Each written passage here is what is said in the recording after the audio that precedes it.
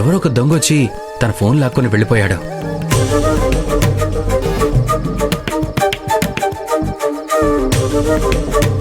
నేను కూడా దగ్గరలోనే ఉన్నాను. ఆ దొంగను పట్టుకుని ఫోన్ తీసుకుని వచ్చేసరికి ఇదిగో ఈ టైం అయింది ఆంటీ. అఖిల, ఏంటి ఇదంతా? నీకేం కాలేదు కదా? లేదమ్మా, నాకేం కాలేదు. కరెక్ట్ టైంకి కరెంట్ వచ్చి దొంగను కొట్టి ఫోన్ తీసుకున్నారు. పెళ్లిడికి వచ్చిన ఆడపిల్లలు టైంకి ఇంటికి రాకపోతే ఏ తల్లిదండ్రులైనా టెన్షన్ పడతారంటే. అమ్మాయితో పాటు అబ్బాయి కూడా నడిచొస్తే నలుగురు నాలుగు రకాలుగా మాట్లాడుకుంటారు. కానీ ఈ టైంలో తనని ఒక్కదాన్ని ఇంటికి పంపించటం సేఫ్ కాదనిపించిందంటే. అందుకే నేను కూడా తనకు తోడుగా వచ్చాను. అఖిల, పోనీ ఆటోకు క్యాబ్కు రావచ్చు కదా? నడుచుకుంటూ వస్తే లేట్ అవుతుందని తెలియదా నీకు? లక్ష్మి, నువ్వు చెప్పింది నాకు అర్థమైంది. నేను చేసింది తప్పే. అమ్మ ముందు నేను అలా ప్రవర్తించకుండా ఉండాల్సింది. చేతికి గాయం చేసుకొని కాలికి ఆయింట్మెంట్ రాసుకుంటే నయం అవుతుందో చెప్పండి? అలాని కాదు, ఈ టైంలో అమ్మ పడుకొని ఉంటుంది. లేదంటే అమ్మకే నేను ఫోన్ చేసి ఉండేవాడిని. నువ్వు చెప్పిన ప్రతి మాట నాకు నిజం అనిపిస్తుంది. అమ్మ వచ్చినప్పుడు నేను అలా ప్రవర్తించినందుకు నాకు చాలా గిల్టీగా ఉంది. నేను ఇంతవరకు అమ్మని ఎప్పుడు బాధ పెట్టలేదు. కానీ ఇప్పుడు నేనే అమ్మని బాధ పెట్టాననిపిస్తుంది. ఇంకెప్పుడు అలాంటి పని చేయను. ప్లీజ్ నన్ను నమ్ము. ఇంకా మీ నోటి నుంచి సారీ అనే పదం రావడం లేదు. ఇంకా మీరు ఫీల్ అవడం లేదు. లక్ష్మి, లక్ష్మి, నిజంగా నేను సారీ చెప్పాలనుకుంటున్నాను. కానీ ఇది కరెక్ట్ టైం కాదని ఆగిపోయా.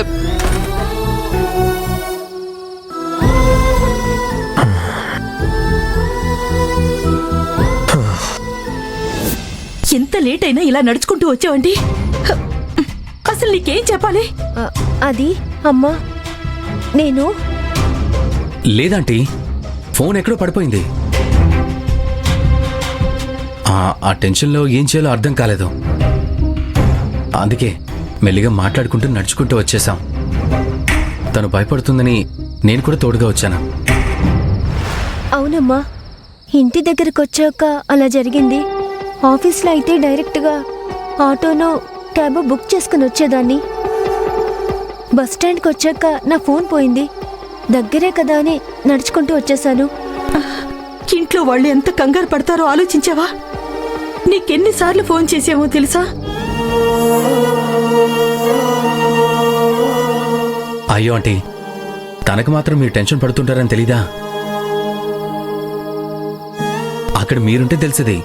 దారిలో వస్తుండగా మీ డిస్కషన్ వచ్చింది. అమ్మ చెల్లెలు ఎంత కంగారు పడుతుంటారో, ఎన్నిసార్లు ఫోన్ చేసి ఉంటారో అని చెప్తూనే ఉంది.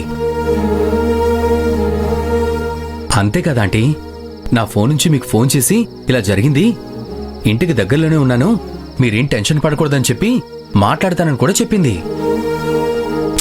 కానీ బ్యాడ్ లక్, నా ఫోను రీఛార్జ్ అయిపోయింది.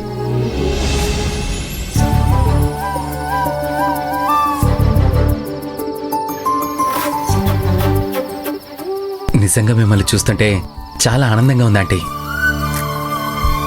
ఒక ఆడపిల్లని పెంచడం అంత ఈజీ కాదు. అలాంటిది ఇంతమందిని పెంచారంటే నిజంగా మీరు చాలా గ్రేట్. ఇక నుండి ఆఫీసులో అఖిల ఎలా ఉంటుందో ఏమవుతుందని టెన్షన్ పడకండి. ఎందుకంటే నేను అక్కడే ఉంటాను.